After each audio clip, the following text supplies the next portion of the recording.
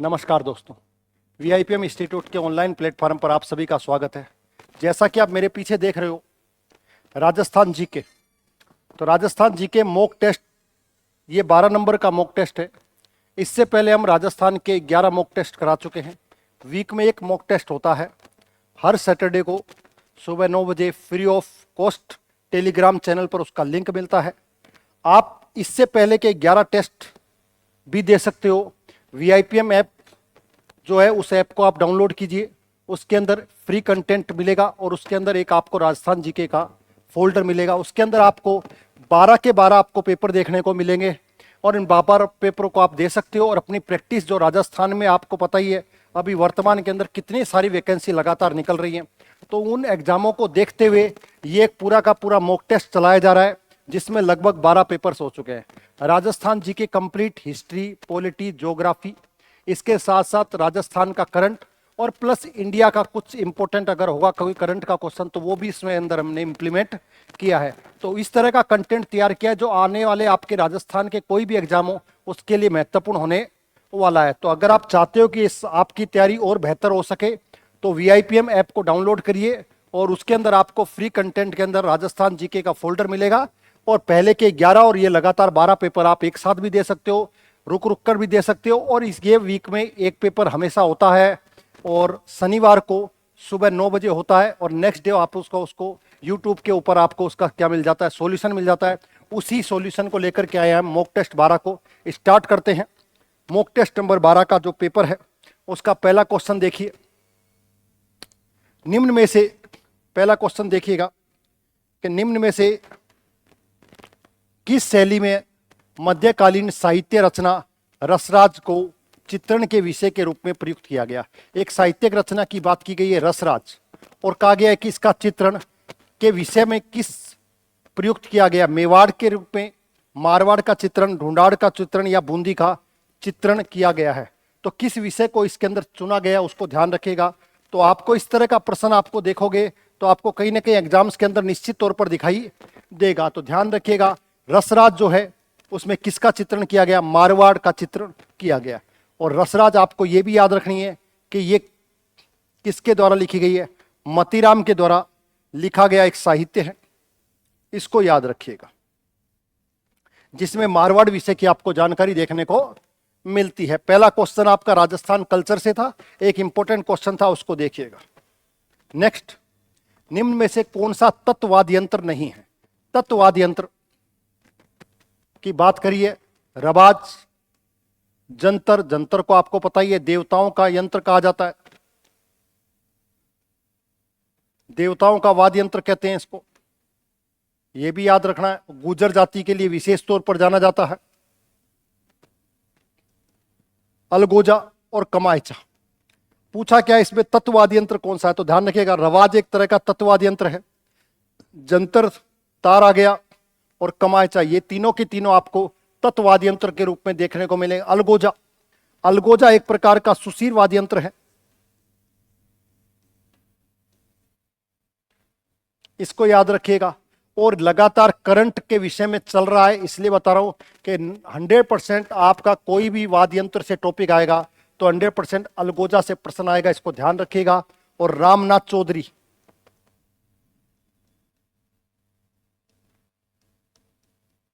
हाँ, रामनाथ चौधरी वो हैं जिन्होंने अलगोजे को विश्व प्रसिद्ध किया है।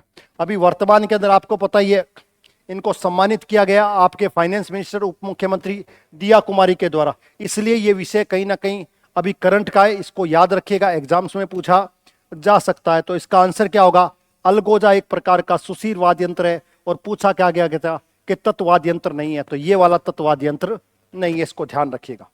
नेक्स्ट क्वेश्चन, किस लोक नृत्य में पूरिया को नृत्य का मुख्य पात्र माना जाता है। पूरिया को,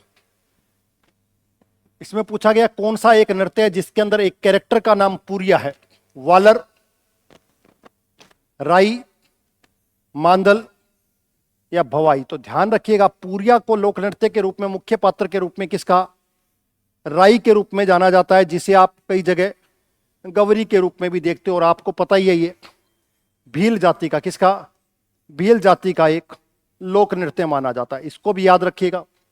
वालर की बात करें तो वालर और मांदल को याद रखिएगा, ये कहीं ना कहीं गरासिया जनजाति का लोक नृत्य है। और भवाई, भवाई आपको दक्षिणी राजस्थान, गुजरात का मुख्य रूप से माना जाता है।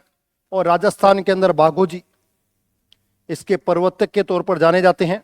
और ये लोक नृत्य के साथ साथ इसको लोक नाट्य के रूप में भी जाना जाता है। तो इसको याद रखिएगा। पूछा क्या गया? पूरिया, तो पूरिया कह दो, राई कह दो, गवरी कह दो, गैर कह दो, ध्यान रखिएगा सबका संबंध किससे है? राई नृत्य से, इसको ध्यान रखिएगा। नेक्स्ट क्वेश्चन, महिला नेता जिसने भरतपुर राज्य द्वारा भरतपुर प्रजामंडल के पंजीयन की मांग करने के कारण जेल में भेजा गया। भरतपुर राज्य के द्वारा भरतपुर प्रजामंडल, कौन सा? भरतपुर प्रजामंडल। तो ध्यान रखिएगा, आपको भरतपुर प्रजामंडल की बात करें तो दो व्यक्ति आपको याद रखने हैं। एक का नाम है किशन लाल और दूसरे का नाम है गोपी लाल यादव। इन दोनों को आपको याद रखना है जब भी बात करें किसकी? भरतपुर प्रजामंडल की। पहली चीज तो याद रखना है। दूसरा, भरतपुर प्रजामंडल जो था उसकी स्थापना राजस्थान से बाहर हुई थी, रेवाड़ी के अंदर हुई थी। तीसरी चीज आपको ये याद रखनी। अब पूछा क्या गया? भरतपुर राज्य के द्वारा भरतपुर प्रजामंडल के पंजीयन की मांग करने के कारण जेल में डाल दिया गया था कमला देवी को, सुशीला त्रिपाठी को, कोकिला देवी को, विमला देवी को। तो ध्यान रखिएगा इसका आंसर क्या होगा? सुशीला त्रिपाठी को क्या कहां डाल दिया गया? जेल में डाल दिया गया। ध्यान रखिएगा ये प्रजामंडल से रिलेटेड क्वेश्चंस है और आपके एग्जाम्स में एक प्रश्न प्रजामंडल का आता ही आता है, उसी को लेकर के ध्यान रखिएगा। नेक्स्ट क्वेश्चन, राजस्थान भाषा एवं संस्कृति में डिंगल क्या है? आपको पता है ये दो चीजें होती है, एक डिंगल और एक पिंगल। पिंगल पूर्वी राजस्थान और पिंगल पश्चिमी राजस्थान, या जिसे डिंगल शैली कह दो, या चारण साहित्य जो मुख्य रूप से रचा गया है वो इसी शैली में रचा गया है। कौन से में? डिंगल में। तो डिंगल है क्या? लिपि है, गद्यवीत है, बोली है, एक प्रकार की काव्य शैली है जो पश्चिमी राजस्थान के अंदर जिसका इस्तेमाल होता है, उसे हम चारण साहित्य के रूप में जानते हैं। इसको ध्यान रखिएगा। निम्न में से सुमेलित कीजिए। क्या करना है? सुमेलित करना है। वागड़ी, जगरोती, धावड़ी, गोडवाड़ी। तो ध्यान रखिएगा वागड़ी कहीं ना कहीं आपको हनुमानगढ़ क्षेत्र में देखने को मिलेगी, जगरोती आपको करौली में देखने को मिलेगी, धावड़ी आपको उदयपुर में देखने को मिलेगी, और गोडवाड़ी तो गोडवाड़ क्षेत्र है, कौन सा? सिरोही। ये मुख्य रूप से बोलियों के प्रकार हैं। इस तरह का प्रश्न आपके एग्जाम्स में पूछा जाता है, उसी को अनुसार आपका पेपर बनाया गया। पेपर थोड़ा सा इजी, थोड़ा सा हार्ड, मॉडरेट टाइप का बनाया गया जिससे हर प्रकार के स्टूडेंट इस पेपर को अटेंड कर सके, उसी को देखते हुए पेपर बनाया गया और आपकी तैयारी ज़्यादा अच्छी और ज़्यादा परफेक्ट हो सके, इसी तरह के क्वेश्चन इसमें लिए गए हैं। तो इसका आंसर क्या होगा? इसका आंसर ए का आंसर 1 है, तो ए का आंसर 3 में आपको देखने को मिलेगा। दूसरे पर चलते हैं, बी का आंसर 3 है, तो ये 2 आपको देखने को मिलेंगे। तीसरे का धावड़ी का एक आंसर आपको देखने को मिलेगा। इसको देखते हैं, इसमें आंसर में 1, 3rd, 2nd, ठीक है, और 4th। तो इसका आंसर क्या होगा? सी इसका आंसर आपको देखने को मिलेगा। ठीक है, ये आपका आंसर हो गया सी। नेक्स्ट क्वेश्चन, राजस्थानी की एक प्रारंभिक रचना रणमल छंद के रचनाकार कौन थे? एक ग्रंथ लिखा गया जिसका नाम है रणमल छंद, इसके रचनाकार कौन थे? शिवदास, हरिभद्र सूरी, बादर या श्रीधर व्यास। तो ध्यान रखिएगा ये रणमल छंद किसके द्वारा लिखा गया?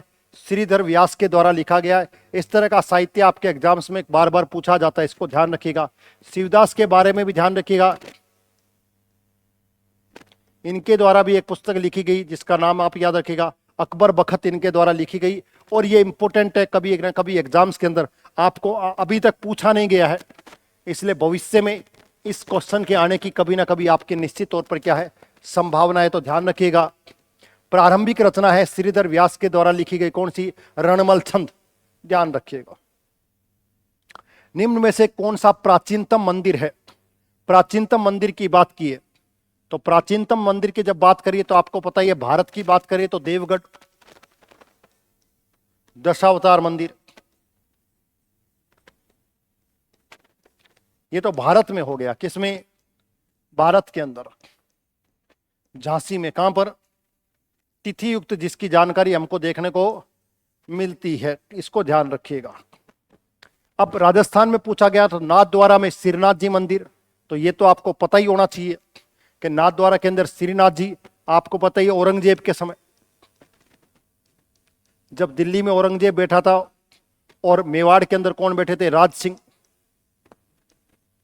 उस समय मंदिर का निर्माण हुआ और यहां पर मूर्ति स्थापित की गई नाथ द्वारा। आपको पता ही उस समय प्रारंभ में इसको सिहाड़ के नाम से भी जाना जाता था। प्राचीन नाम क्या है? प्राचीन नाम नाथ द्वारा का क्या है? सिहाड़ है, इसको ध्यान रखिएगा। रणकपुर पाली के अंदर पार्श्वनाथ मंदिर, उदयपुर के अंदर जगदीश मंदिर, आपको पता ही है, यह भी आपको याद रखना चाहिए। जगदीश मंदिर सपनों में बना मंदिर माना जाता है इसको।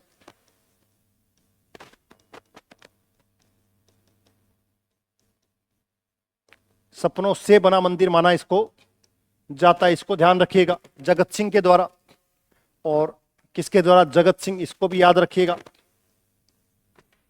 मेवाड़ के शासक।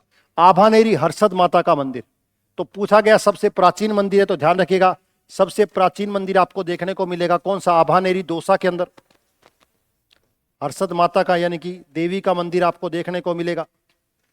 दूसरा ये पंचायतन शैली का मंदिर है, इसको भी याद रखिएगा। पंचायतन शैली का मतलब क्या होता है? पंचायतन से एक शब्द निकला है जिसको आप बहुत यूज करते हो, कौन सा? पंचायत, जिसमें एक मंदिर मुख्य होता है और चार मंदिर उसके चारों दिशाओं में, चारों कोनों पर होते हैं, उस शैली को पंचायतन शैली कहा जाता है। इसको याद रखिएगा, एग्जाम्स में पूछा जा सकता है। गुर्जर प्रतिहार वंश के शासक काल में इसका निर्माण करवाया गया था। और वैष्णव धर्म, कौन से? वैष्णव धर्म से इनका कहीं ना कहीं संबंध दिखाई देता है, तो ये भी याद रखिएगा। तो आंसर क्या होगा? आभानेरी दौसा। सूची फर्स्ट और सूची सेकंड को मिलान कीजिए और सही उत्तर का चयन कीजिए। मेवाड़ पर्वतीय क्षेत्र, हाड़ौती का पठार, शेखावटी प्रदेश, घग्गर का मैदान। अब सिंपल सी चीज ध्यान रखिएगा, मेवाड़ पर्वतीय प्रदेश गिरवा जाना जाता है, हाड़ौती, मुकुंदरा की पहाड़ियां, कोटा और झालावाड़, इसको ध्यान रखिएगा। शेखावटी प्रदेश जहाँ पे अंतःप्रवाही नदियां बहती है, कांतली, और घग्गर का मैदान, घग्गर की नदी को स्थानीय भाषा में क्या कहा जाता है? नाली कहा जाता है, इसको ध्यान रखिएगा। द्रसदती नदी, नाली नदी, और आगे चलकर के हाकरा नदी के रूप में भी इसको जाना जाता है। कहते हैं यही नदी सरस्वती नदी का अवशेष मानी जाती है। इसी के किनारे पर आपको देखने को कालीबंगा सभ्यता, पीलीबंगा सभ्यता देखने को मिलती है। तो इसका आंसर क्या होगा? फर्स्ट का आंसर थर्ड, फर्स्ट का आंसर थर्ड, दो में अंदर है। सेकंड का फर्स्ट का, सॉरी फर्स्ट का थर्ड और सेकंड का फर्स्ट, सेकंड का फर्स्ट, तो आंसर क्या होगा? 20 का आंसर आपको देखने को मिलेगा, इसको ध्यान रखिएगा। नेक्स्ट, औरंगजेब द्वारा निर्मित बुलंद दरवाजा। भाई एक बुलंद दरवाजा तो किसने बनवाया था? आपको पता ही है, एक बुलंद दरवाजा तो अकबर ने बनवाया था फतेहपुर सीकरी में। फतेहपुर सीकरी के अंदर गुजरात विजय के उपलक्ष्य में, गुजरात को जीत के उपलक्ष्य में बुलंद दरवाजा कहते हैं सबसे ऊंचा दरवाजा। उसी टाइप का एक दरवाजा किसने बनवाया? औरंगजेब ने बनवाया था। नाम भी क्या उसका? बुलंद दरवाजा। कहां पर बनवाया गया? गागरोन किले में, जूनागढ़ किले में, अचलगढ़ किले में, कुंभलगढ़, आपको पता ही है कुंभलगढ़। राजसमंद सबसे ऐसा दुर्ग जो खड़ा हुआ दुर्ग दिखाई देता है, जिसके बारे में कहा जाता था कि अगर इसको देखेंगे तो उसके सर की पगड़ी पीछे गिर जाती है। इसी दुर्ग में आपको कटारगढ़ देखने को मिलेगा, यहीं पर ही कुंभा देखने को मिलेगा, महाराणा प्रताप यहीं पर ही आपको देखने को मिलेंगे। अचलगढ़ का दुर्ग कुंभा के द्वारा सिरोही के अंदर है ये, इसको याद रखिएगा। जूनागढ़ बीकानेर के अंदर राय सिंह के द्वारा बनाया गया था, इसको जमीन का जेवर कहा जाता है। राय सिंह के ने इसका निर्माण। गागरोन का दुर्ग आहू और काली सिंध नदी के किनारे बनवाया गया था, एक जल दुर्ग माना जाता है। और बुलंद दरवाजा यहीं पर ही गागरोन दुर्ग के अंदर अवस्थित है। तो औरंगजेब के द्वारा बनाया गया कौन सा? गागरोन के अंदर बुलंद दरवाजा, इसको ध्यान रखिएगा। निम्न में से कौन सा एक सुमेलित नहीं है? साबी, सेवर पहाड़ियां, जयपुर, कांतली नदी, खंडेला की पहाड़ियां, सीकर, नीम का थाना, बाणगंगा नदी, बैराट, खमनोर नहीं होगा, बैराट। तो खमनोर से तो क्या निकलती है? बनास नदी निकलती है, और सोम नदी, उदयपुर, बीछामेड़ा। तो पूछा क्या इसमें कौन सा सुमेलित नहीं है? तो कौन सा सुमेलित नहीं होगा? बाणगंगा इसमें सुमेलित नहीं है। बाणगंगा बैराट से निकलती है, खमनोर की पहाड़ियों से तो बनास नदी निकलती है। इस तरह का प्रश्न भी आपसे पूछा जा सकता है, इसको ध्यान रखिएगा। निम्न में से कौन सा एक सुमेलित नहीं है? एक सुमेलित नहीं है पूछा है, ध्यान रखिएगा। बंद बैरठा, भरतपुर, गलताजी, जयपुर, तालाबशाही, धौलपुर के अंदर तालाब देखने को मिलेगा, गढ़सीसर, जोधपुर। जोधपुर के अंदर बाल समंद आपको देखने को मिल सकती है, लेकिन गढ़सीसर जो है, गढ़सीसर जोधपुर में ना होकर के जैसलमेर के अंदर है। तो पूछा क्या इसमें गलत कौन सा है? तो डी इसका गलत आंसर आपको देखने को मिलेगा। राजस्थान में निम्न में से कौन से जिले 50 सेमी वर्षा रेखा के पश्चिम में अवस्थित है? किसमें? पश्चिम में अवस्थित है। तो अब आप अंदाजा लगाइए कि हम बात किसकी कर रहे हैं? राजस्थान की बात कर रहे हैं। जब राजस्थान की बात कर रहे हैं तो इसने पूछा क्या है? ये 50 सेमी की वर्षा रेखा और ये 25 सेमी की वर्षा रेखा और ये 10 सेमी की वर्षा रेखा, और ये आपको देखने को मिलेगी अरावली। अब उसने पूछा क्या, उसको देखते हैं। उसने पूछा जिले के अंदर 50 सेमी वर्षा रेखा के पश्चिम में अवस्थित है, यानी कि 50 सेमी के पश्चिम में स्थित है, ठीक है। इसके पश्चिम में स्थित जिलों के नाम पूछ रहा है वो। तो पश्चिम के अंदर मुख्यतः सर्वाधिक जिले आपको पश्चिम में देखने को मिलेंगे।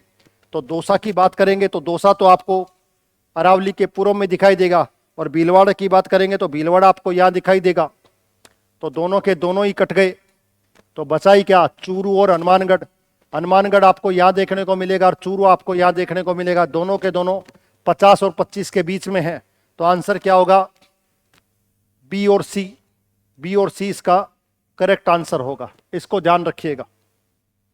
इस तरह के क्वेश्चन जब ही क्लियर होते हैं जब आपकी मैपिंग क्लियर हो। जरूरी नहीं है आपको ये डेटा याद करना हो, याद नहीं करना है। थोड़ा सा आपको राजस्थान का मैप के बारे में सामान्य जानकारी होगी, तब भी आप इस तरह के प्रश्न पढ़ लोगे। ध्यान रखिएगा, ज्योग्राफी को करेक्ट करने का एक ही तरीका है, आपके दिमाग में मैप छपा हुआ होना चाहिए।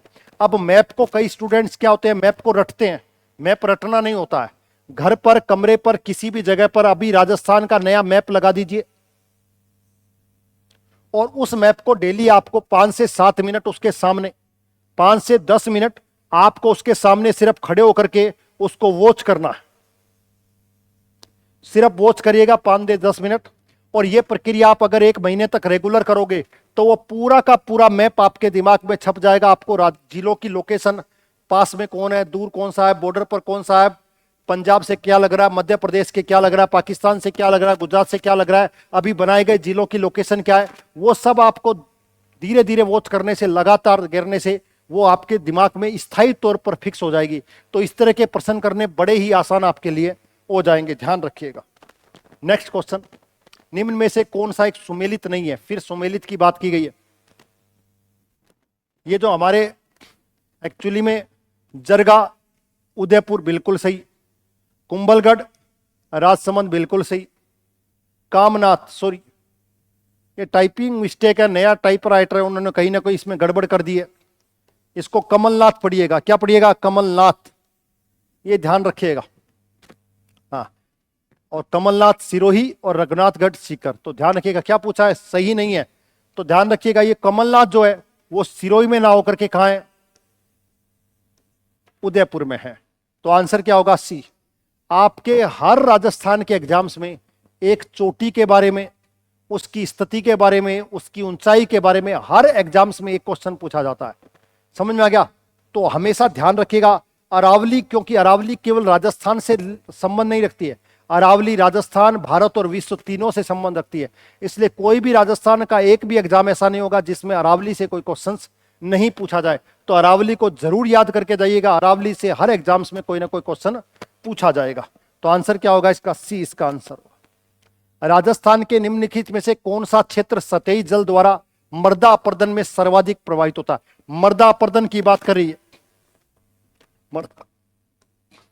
मृदा अपर्दन को रेंगती हुई मृत्यु कहा जाता है। एक तरीके से मिट्टी का कटाव, मिट्टी का कटाव कहा जाता है मृदा अपर्दन। तो कौन सा क्षेत्र सर्वाधिक? गोडवाड़, शेखावटी, चंबल या मारवाड़? तो आपको ये तो सभी को पता होगा, सिंपल सा कि ये ज्यादातर कौन सा? चंबल। चंबल नदी जो है, एक तो बीहड़ आपको देखने को मिलेंगे, और चंबल नदी राजस्थान के अंदर सर्वाधिक मिट्टी का क्या करती है? अपर्दन करती है। इससे कंदराओं का निर्माण होता है, और उन कंदराओं को ही बीहड़ कहा जाता है, जिसमें डाकुओं की शरण स्थली के रूप में जाना जाता है। इसी कारण इस क्षेत्र को डांग क्षेत्र भी कहते हैं। ये भी आपको याद रखना। ये सब संबंध किससे है? चंबल प्रदेश से। तो आंसर कौन सा होगा? चंबल। राजस्थान के अंदर बहने वाली सबसे बड़ी नदी, राजस्थान की सबसे बड़ी नदी नहीं है, राजस्थान में बहने वाली सबसे लंबी नदी,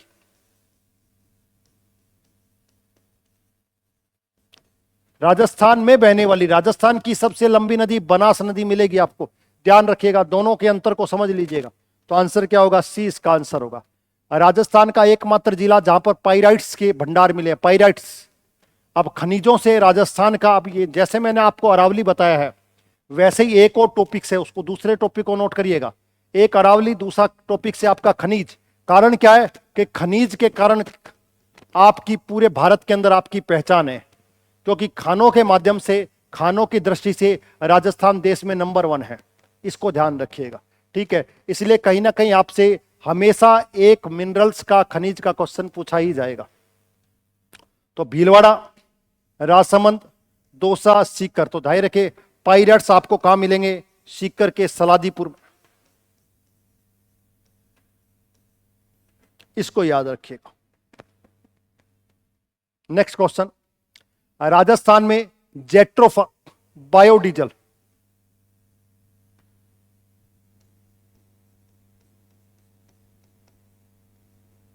रतनजोत, जेट्रोफा पर आधारित बायोडीजल पायलट प्लांट अवस्थित किया गया। बायोडीजल आपको ध्यान रखिए, किस पर आधारित? जेट्रोफा, जैतून। इसको याद रखिएगा। उससे रिलेटेड क्या बनाया गया? बायोडीजल का प्लांट बनाया गया है। वो कहां पर स्थित है? झामर कोटड़ा उदयपुर के अंदर, कोलायत बीकानेर के अंदर, विठल देव बांसवाड़ा के अंदर, और बेरी अजमेर के अंदर। तो 2-3 चीजें आपको ध्यान रखनी है। बेरी स्थल कहां पर है? अजमेर में। आपको यह ध्यान रखना है, आने वाले एग्जाम्स में कभी ना कभी पूछा जा सकता है। हमने पूछा है जेट्रोफा के बारे में, तो ध्यान रखिएगा, जेट्रोफा डीजल पायल प्लांट कहां पर स्थित है? झामर कोटड़ा उदयपुर के अंदर स्थित है। इसको ध्यान रखिएगा। झामर कोटड़ा अपने आप में रॉक फास्फेट के लिए भी जाना जाता है, यह भी याद रखिएगा। नेक्स्ट क्वेश्चन, निम्न में से जिला समूह में से किससे सालार या साल बोसवालिया सेराता के नाम से जाना जाता है? यानी कि जहां पर आपको सालर के वन या साल के वन सर्वाधिक देखने को मिलेंगे। सवाई माधोपुर, बूंदी, धौलपुर, करौली, टोंक, जयपुर, दौसा, सीकर, कोटा, बूंदी, बारा, झालावाड़, अलवर, चित्तौड़, उदयपुर और सिरोही। तो सालार या साल के वन आपको सर्वाधिक अलवर, चित्तौड़, उदयपुर और सिरोही में देखने को मिलेंगे। इसको भी आपको याद रखना है, एग्जाम्स में पूछा जाता है इस तरह का प्रश्न। 2011 की जनगणना के अनुसार राजस्थान के का जिला ग्रामीण लिंगानुपात किस जिले का ज्यादा है? तो हर एग्जाम्स में आपको पता ही है, जनगणना से कहीं ना कहीं क्वेश्चंस पूछे जाते हैं, हर एग्जाम्स में कहीं ना कहीं पूछे जाते हैं। उसको ध्यान रखिएगा, एग्जाम के अंदर इंपॉर्टेंट है, ठीक है। तो सर्वाधिक ध्यान रखिएगा कि कहां पर है? झुंझुनू के अंदर, पाली के अंदर, अजमेर के अंदर, भीलवाड़ा के अंदर। तो सर्वाधिक ग्रामीण लिंगानुपात जो 1000 से ज्यादा, तो उसमें कौन सा जिला आएगा? लिंगानुपात की बात करें तो कितना है? 928 लिंगानुपात आपको देखने को मिलेगा। आपको एग्जाम्स में ध्यान भी रखना है, इसको ध्यान रखिएगा। सर्वाधिक लिंगानुपात, सामाजिक बात करें कि सर्वाधिक लिंगानुपात कहां है, तो आपको पता ही है डूंगरपुर में। डूंगरपुर में सर्वाधिक लिंगानुपात आपको देखने को मिलता है, एग्जाम्स में पूछा भी जाता है। तो आगे ध्यान रखिएगा, इसका आंसर क्या होगा, बी पाली। नेक्स्ट क्वेश्चन, राजस्थान में 2001 और 2011 की ग्रामीण और नगरीय जनसंख्या का दशकीय परिवर्तन प्रतिशत, दशकीय का मतलब 10 वर्ष के अंदर जो परिवर्तन हुआ है वो कितना प्रतिशत था। 2001 में कितना था और 2011 के अंदर ग्रामीण और नगरीय, क्या पूछा है, ग्रामीण और नगरीय के अंदर, यानी 1 से 11 में कितना परिवर्तन आया, ग्रामीण के अंदर 19, शहरी के अंदर ये 18, 27। अब आपके हर एक एग्जाम्स में कहीं ना कहीं ध्यान रखिएगा, हर एग्जाम्स में आपके कहीं ना कहीं पूछा जाता है, इसको ध्यान रखिएगा, ठीक है। तो दशकीय जनसंख्या परिवर्तन प्रतिशत पूछा है तो ध्यान रखिएगा, ग्रामीण के अंदर कितना है 19 और नगरीय के अंदर कितना है 29। 10 वर्षों के अंदर जो ग्रामीण और नगरीय जनसंख्या में दशकीय परिवर्तन आया उसको ध्यान रखिएगा। वैसे सामान्य जनसंख्या में परिवर्तन कितनी प्रतिशत, अभी वर्तमान में कितना था 21%, और उससे पहले वाले में कितनी वृद्धि हुई थी 2001 के अंदर, आपको पता ही 28%। ये भी डेटा आपको याद रखना चाहिए कि वर्तमान के अंदर 21 और उससे पहले कितनी थी 28 से 21। तो कम से कम आपका जनसंख्या के प्रतिशत में क्या हुई है, घटोतरी आपको देखने को मिलेगी। पिछले जो 2001 में जनसंख्या में वृद्धि 28% हुई थी और 2011 में कितनी 21% जनसंख्या में वृद्धि हुई। तो कहीं ना कहीं 7 से 8% का आपको क्या मिलेगा, कम देखने को मिलेगी, इसको ध्यान रखिएगा।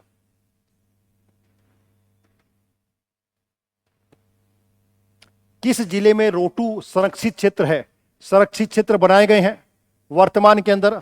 अब इस तरह के प्रश्न आपके नए एग्जाम्स में बार बार पूछे जाते हैं, इसको भी ध्यान रखिएगा, एग्जाम्स में पूछा जा सकता है। एक चीज और ध्यान रखिएगा एग्जाम्स के अंदर कि इस तरह के प्रश्न तो पूछे ही पूछे जाते हैं, साथ में लेटेस्ट क्वेश्चंस भी कहीं ना कहीं इससे करंट में पूछे जाते हैं। तो ध्यान रखिएगा, रोटू संरक्षित क्षेत्र की बात करिए, नागौर, झुंझुनू, बीकानेर और जोधपुर। तो रोटू की बात करेंगे तो रोटू कहां पर है, नागौर के अंदर संरक्षित क्षेत्र के रूप में जाना जाता है। अच्छा, एक चीज और ध्यान रखिएगा, अभी पिछला क्वेश्चन हमने पढ़ा था, आपसे यह पूछा जाए दशकीय वृद्धि सर्वाधिक कब हुई है, आपसे यह पूछा बजाय राजस्थान की जनसंख्या में वो कौन सा दशक है जिस दशक में दशकीय वृद्धि सर्वाधिक आपको देखने को मिलती है, उसको ध्यान रखिएगा। तो सर्वाधिक दशकीय जनसंख्या वृद्धि जो आपको देखने को मिली है 1971 से 1981 के बीच में, इसको याद रखिएगा। यह भी क्वेश्चन बन सकता है कभी ना कभी। 32%। ऐसा कौन सा दशक है जिसमें राजस्थान की जनसंख्या में सबसे ज्यादा वृद्धि हुई है, वो कौन सा, 1971 से 81 के बीच में कितनी वृद्धि हुई है, 32% की वृद्धि हुई है, इसको भी याद रखिएगा। और रोटू संरक्षित क्षेत्र कहां पर है, नागौर में। निम्न में से कौन सा एक सुमेलित नहीं है, सुमेलित की बात की गई है, इसको देखिएगा, सुमेलित नहीं है। ऊंट, नाचना, भेड़, सोनाड़ी, भैंस, मैसाना, बकरी, नाली। तो एक चीज और ध्यान रखिएगा, तीसरा पॉइंट्स बता रहा हूं। अब पहला मैंने आपको अरावली बताया, दूसरा मैंने आपको खनिज बताया, और तीसरा मैंने ये क्वेश्चंस बताया। इस तरह का क्वेश्चंस ऊंट और भेड़ और बकरी और साथ में ऊंट और गाय, ये 4 ऐसी पशुपालन की प्रजाति हैं जिनसे हर एग्जाम्स में एक क्वेश्चन आया है। कोई भी राजस्थान का एग्जाम उठा ले उसमें एक क्वेश्चन है। तो ये तीसरा टॉपिक बता रहा हूं जो हर एग्जाम्स में निश्चित तौर पर आपको देखने को मिलेगा, वो यही है, एक पशुपालन वाला, एक खनिज वाला और एक अरावली वाला। 3 टॉपिक अभी तक मैं आपको बता चुका हूं। तो इसमें पूछा क्या है, कौन सा सुमेलित नहीं है। ऊंट नाचना बिल्कुल, भेड़ सोनाड़ी है, भैंस मैसाना, बकरी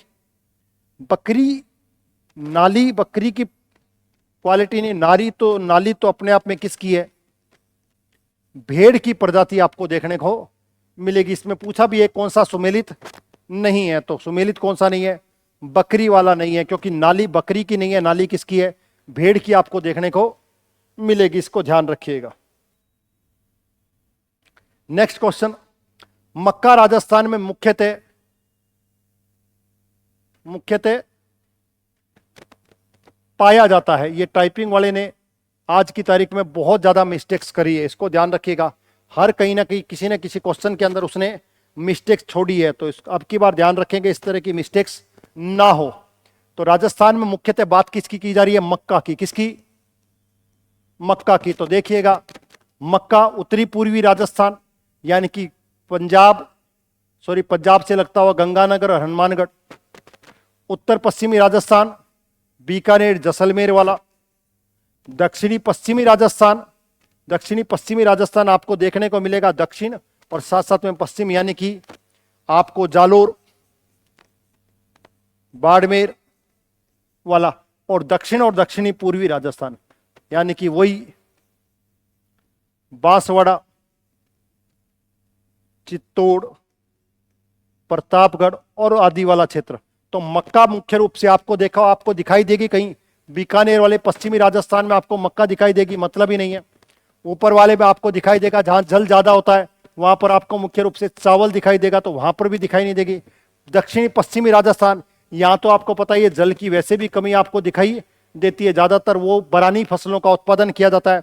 दक्षिणी पूर्वी राजस्थान, यहाँ पर्याप्त मात्रा में आपको जल देखने को मिलेगा और साथ साथ में जलवायु देखने को मिलेगी। तो आंसर क्या होगा इसका? डी इसका आंसर होगा, जहां पर आपको मक्का देखने को मिलती है। माही कंचन कौन सी? इसको याद रखिए। नेक्स्ट क्वेश्चन, भीखाबाई, भीखवा कह दो या कई जगह मैं कह रहा हूं टाइपिंग वाले ने अब की बार इस पेपर में बड़ी मिस्टेक्स करी है। भीखाबाई सांगवाड़ा नहर राजस्थान में किस नदी पर? अब की बार वाले टाइपिस्ट ने काफी सारे क्वेश्चनों में गड़बड़ करी है, अब क्या उससे पेपर तैयार नहीं करवाएंगे क्योंकि उन्होंने काफी सारी कमियां इसमें छोड़ दी है। तो भीखाबाई सांगवाड़ा नहर राजस्थान में कौन सी नदी पर? यमुना नदी पर, बनास नदी पर, घग्गर नदी पर और माही नदी पर। तो ध्यान रखिएगा भीखाबाई सांगवाड़ा है कहां पर? तो ये डूंगरपुर में है पहली बात तो। और जब डूंगरपुर की बात करेंगे तो डूंगरपुर में कौन सी नदी है? मुख्य रूप से डूंगरपुर और बांसवाड़ा में कौन सी नदी बहती है? माही नदी। तो बाय डिफॉल्ट आपको ध्यान रखना माही नदी। अब आपको नदी का नहीं पता था तब भी काम हो सकता था। भीखाबाई सांगवाड़ा नहर डूंगरपुर में है, दैट्स इट। अब डूंगरपुर में आपको पता लग जाएगा क्योंकि कौन सी नदी है? माही नदी। और माही नदी को आपको पता ही है एबीसी गंगा कहा जाता है। आदिवासियों की गंगा, वांगड़ की गंगा और कांठल की गंगा, तीनों नदियों के नाम से जाना जाता है। किसको? माही नदी को। समझ में आ गया? इसलिए माही नदी इसका आंसर आपको देखना। नेक्स्ट, निम्न में से कौन सा एक सुमेलित नहीं है? सुमेलित नहीं है। इस तरह के प्रश्न इसलिए दिए जाते हैं जिससे आपका कॉन्सेप्ट क्लियर हो सके और आगामी 4th ग्रेड का जो एग्जाम है उसको बिल्कुल इसमें फोकस भी किया गया, इसको भी ध्यान रखिएगा। हाँ, कुछ थोड़े से प्रश्न इजी दिए गए हैं, इसका उद्देश्य ये है कि 4th ग्रेड वाले इस पेपर को ज्यादा से ज्यादा कर सके। ठीक है, आगे से जो भी पेपर आएगा उसमें थोड़ा सा उसको मॉडरेट करेंगे जिससे और अदर एग्जाम्स वाले स्टूडेंट भी उसके लिए और ज्यादा क्वालिफाई हो सके और उस अच्छे पेपर को दे सकें। इसलिए थोड़ा सा अब मॉडरेट करने की हमारी योजना है, ध्यान रखिएगा। अगला पेपर हो सकता है थोड़ा सा आपको मॉडरेट टाइप का दिखाई दे, तो थोड़ी सी तैयारी अच्छी करिएगा। स्टेट वूलन मिल्स चूरू, पानी के meter Jaipur, Capstan cement, Modak Chittor, सूती वस्त्र ब्यावर। तो कौन सा सुमेलित नहीं है? सूती वस्त्र ब्यावर में है बिल्कुल। और आपको पता है भीलवाड़ा जाना ही जाता है, इसलिए भीलवाड़ा को राजस्थान का मैनचेस्टर कहा जाता है। इसको याद रखिएगा। सीमेंट के लिए तो राजस्थान है ही, चित्तौड़, मोडक। पानी के मीटर, बिल्कुल पानी के मीटर के लिए जयपुर है। स्टेट वूलन मिल्स, वूलन मिल आपको यहां देखने को नहीं मिलेगी। वूलन मिल आपको बीकानेर के अंदर है और वहां पर एशिया की सबसे बड़ी वूलन मिल भी आपको दिखाई देगी, इसको भी ध्यान रखिएगा, सबसे बड़ी। तो पूछा क्या गया? नहीं है, तो नहीं कौन सा नहीं होगा? ए नंबर इसका आंसर आपको ध्यान रखना है। जवाहर सागर वन्य जीव अभ्यारण्य राजस्थान के मुख्य रूप से कौन से जिले में अवस्थित है? चित्तौड़, सवाई माधोपुर, ये पता नहीं उसने क्या डाला, बांसवाड़ा करना था, अब क्या उसने बहुत मिस्टेक करी, और झालावाड़। तो जवाहर सागर वन्य जीव राजस्थान के मुख्यतः कौन से जिलों में है? इनमें से जब भी आप आंसर जवाहर का देखोगे तो आपको याद रखना है कौन सा? चित्तौड़गढ़। चित्तौड़गढ़ के अलावा आपको कोटा भी देखने को मिलेगा, लेकिन ऑप्शन में कोटा नहीं है। तो मुख्य रूप से बात करिए किसकी, मुख्य रूप से तो कहां पर होगा, चित्तौड़गढ़ जिले में। इसको याद रखिएगा। राजस्थान में किस वर्ष अकाल सूखा के प्रभांग गांवों की संख्या सर्वाधिक है? सूखा, अकाल या सूखा में किस संभाग में गांवों की संख्या सर्वाधिक? ठीक है, किस वर्ष पूछा उसने, ध्यान रखिएगा। 1991, 92, 2002, 2003, 2009, 10 और 2015। तो ध्यान रखिएगा किस वर्ष की बात की अकाल के अंदर। वैसे तो राजस्थान के अंदर छप्पनिया अकाल माना जाता है, जो सबसे खतरनाक अकाल माना जाता है, समझ में आ गया। इसलिए राजस्थान के अंदर 56 के नंबर को यह अशुभ माना जाता है, अशुभ नंबर माना जाता है 56 अकाल, जो आपको 1899 ईस्वी में देखने को मिलेगा। तो 56 अकाल, इसलिए 56 नंबर ही राजस्थान में अशुभ माना जाता है। तो पूछा गया किस वर्ष, तो ध्यान रखिएगा 2002 और 3 का जो वर्ष है उसमें लगभग आपको राजस्थान के 32 जिले कहीं ना कहीं सूखे की चपेट में आए थे। और इसमें से भी ध्यान रखिएगा जो बीकानेर जिला है, बीकानेर जिले के अंदर जो वर्षा थी, वो वर्षा जितनी भी वर्षा होती थी उसमें से लगभग यानी कि 90% उस साल क्या नहीं हुई, बीकानेर के अंदर वर्षा नहीं हुई। जितनी भी होती थी उसका 90% वर्षा नहीं हुई। और यहां तक कि झालावाड़ के अंदर भी आपको 33% तक आपको वर्षा क्या मिलेगी, कम मिलेगी। इसलिए उस समय जो थी उसमें सबसे ज्यादा 32 जिलों के, जितने भी 32 के 32 जिले प्रभावित थे, तो 32 के 32 जिले का मतलब हो गया सर्वाधिक गांव उस समय क्या थे, प्रभावित थे 2002 और 3 के अंदर। इसको ध्यान रखिएगा। प्रथम खनिज नीति 1978 में और वर्तमान खनिज नीति 2024 में लाई गई। करंट के क्वेश्चंस हैं, ध्यान रखिएगा। अब आंसर दीजिए। प्रथम एम सैंड नीति 2019 में और सेकंड एम सैंड सेकंड नीति 2024 में लाई जाएगी। आरएसएसएम के माध्यम से बजरी उत्पादन किया जाएगा। ये 3 प्रश्न है और मैंने आपको कहा है हमेशा ध्यान रखें, राजस्थान खनिज और खनन ज्वलंत विषय के रूप में जाने जाते हैं और राजस्थान के हर एग्जाम्स में इससे प्रश्न पूछा जाता है। तो ध्यान रखिएगा, प्रथम खनिज नीति 1978 में, वर्तमान ये बिल्कुल सही है।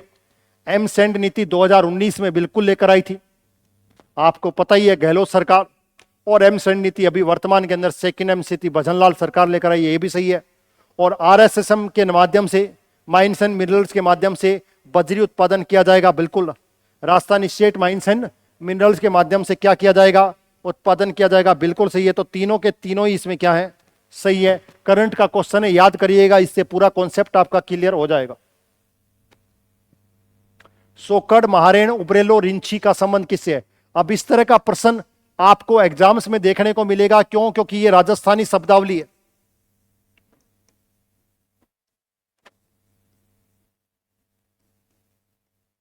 और जब राजस्थानी शब्दावली है तो ध्यान रखिएगा, राजस्थानी भाषा को लेकर वैसे ही चर्चा का विषय चला हुआ है। तो इस तरह का प्रश्न एक आपको 3rd ग्रेड में, 4th ग्रेड में या किसी भी अन्य एग्जाम्स में आपको देखने को मिलेगा। सोकड़, महारेण, उबरेलो, रिंची का संबंध किससे? अकाल से। अकाल में हमने इस तरह का कोई शब्द देखा ही नहीं। सूखा, जब अकाल नहीं होगा तो सूखे के अंदर भी हमने शब्द नहीं देखा। फसल के अंदर इनमें से इनडायरेक्ट रूप से इन शब्दों का प्रयोग किया जा सकता है, लेकिन मुख्य रूप से इन शब्दों का प्रयोग सोकड़ का, रिंची का, उबरेलो का मुख्य रूप से वर्षा में किया जाता है, ध्यान रखिएगा। हाँ, जल से या वर्षा से इनका कहीं ना कहीं संबंध आपको दिखाई देगा। जल संरक्षण से लेकर या वर्षा के जल से इनका रिलेशन माना जाता है, इसलिए वर्षा कह दो या जल संरक्षण, वो भी इसके अंदर आ सकता है, इसको ध्यान रखिएगा। तो इसका आंसर क्या होगा? बी इसका आंसर होगा। नेक्स्ट, आभा आईडी का संबंध किससे? आभा,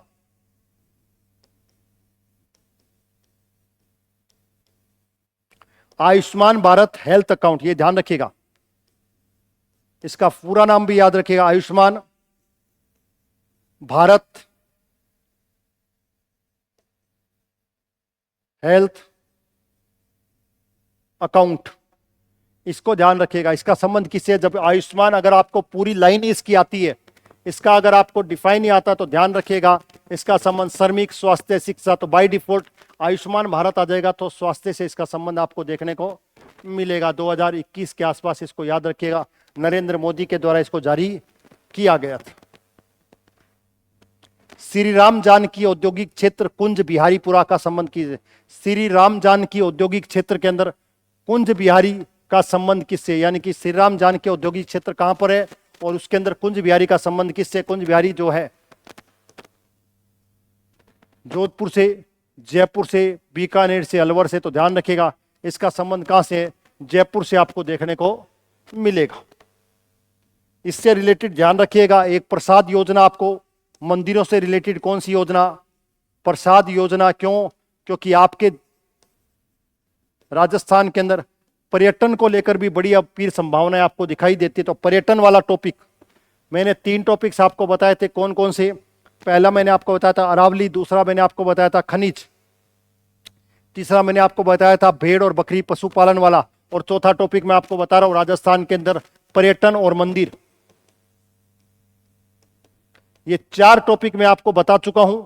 हमेशा जब भी एग्जाम दो तो इन 4 टॉपिकों को ज्यादा अच्छे से पढ़कर जाइएगा, क्योंकि हर एग्जाम्स में इनमें से निश्चित तौर पर आपको क्वेश्चन देखने को मिलेगा।